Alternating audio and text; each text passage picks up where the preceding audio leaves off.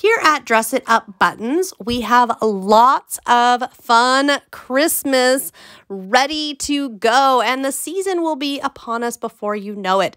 So I'm just taking a quick look here at some of the designs, new and all long-time favorites that have hit here in my studio. And we are going to create with some of these. I love when I get new buttons to take them and look at them in the packages and just jot down ideas and dream up things that we could make. Today, what I am specifically going to be working on is resin. Now, resin is an interesting thing. So you'll want to look at whatever brand of resin you have. There's always specific directions. Make sure to follow those, usually starting with stirring the resin.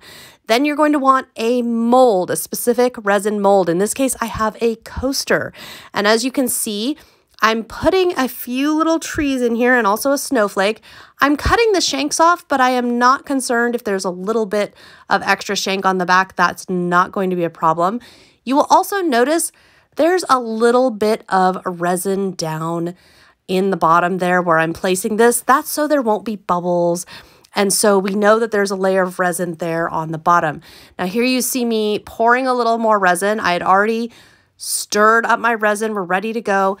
Again, each type of resin is going to have its own directions, so you're going to need to know things like how long to stir it, how long you have to work with it, all that kind of stuff. What's really fun about this with regards to buttons, I love to make coasters. That's my favorite resin craft because I can gift these. I can work ahead, get them made, and gift them to people.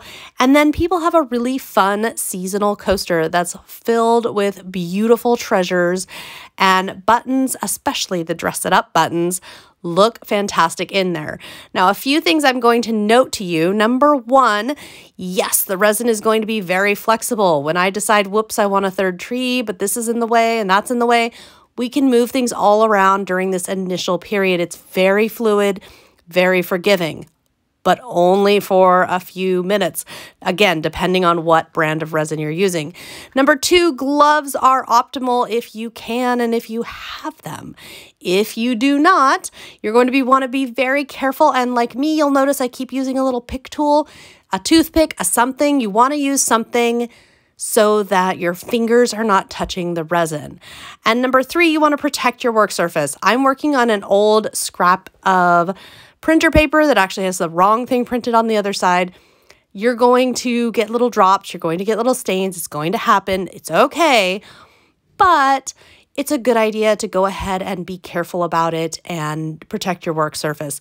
Most of the times, if I got resin on the work surface, I do just have to let it cure and then flick it off the next day once it's dry and cured.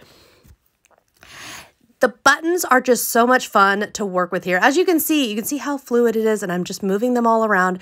And I'm also not putting a ton of resin in there at this time because I want to be able to work and move things around. And what that's going to do for me is make it just a little easier so that coaster mold is not full. Now, there are all kinds of molds. We can get into a whole discussion of all the things that we can put our buttons into resin.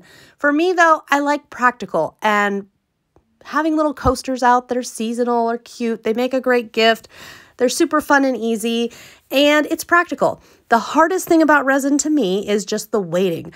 When we are done with this, we have to wait about 24 hours before it will be fully cured and before we see our results. Now, you will notice everything I'm putting in there is backside up. Everything is going face down. And the reason is I want the bottom of this coaster to actually become the front. And the reason for that is I want to cover this back with some glitter. And by having everything face down, as you'll see very shortly, this is going to make it a whole lot easier. Now, I just poured some more resin. Again, I'm working in small batches. Patience is your friend. You want to have a lot of patience with the process and make sure that you're doing everything correctly, measuring precisely, and all of that. And just also kind of think about, like, originally I had kind of a scene in mind, and then I went, no, I just want it to be a collage and lots of different buttons all over the place. And there's a lot of fun to be had. If you are into resin crafting, we would love to hear from you. Be sure to come on to social media, leave us comments, let us know what you're doing. Here you can see I'm putting some white glitter on the back. What this is going to do is basically just cover up the shank side so that if you flip this coaster over, it's just going to be glittery. And I'm just drizzling a little extra resin on the top here so that it's nice and full. We do want a nice full coaster. We don't want it to be domed because we want it to be able to sit down on the table. So we don't want it domed, but I am making sure it's nice and full so that we will have a nice flat coaster once cured. Now the hard part, we have to set it aside for a whole day and let it dry. Luckily, you're watching an edited video, so you had no waiting. Here we go as I pull it out. This is always the most exciting part, to see how it turned out. And you'll notice there's some glitter bits stuck on the edge. This is pretty common, especially when I'm glittering and when I'm drizzling the resin as I do. I can try to pick these off, but there's no reason. I'll show you why in a moment. Look at how cute this is. Look at all of those buttons encased in the resin. And you can see how the buttons are on top and the glitter is actually behind. So there's a lot of depth to it, a lot of layering. I usually just take a sanding block like this one here. The resin is plastic. So what you're going to find is that the little bits of glitter as well as any little bits of resin that don't belong, they come right off when I do that. So we never worry about that. I hope that you have enjoyed this video tutorial. If you'd like to see more with resin, more different kinds of crafts and styles and things we can make with our buttons plus resin, do let us know. We'd love to hear from you on social media like Facebook, Instagram, YouTube. Let us know what you think, if you like it, and what you'd like to see in the future.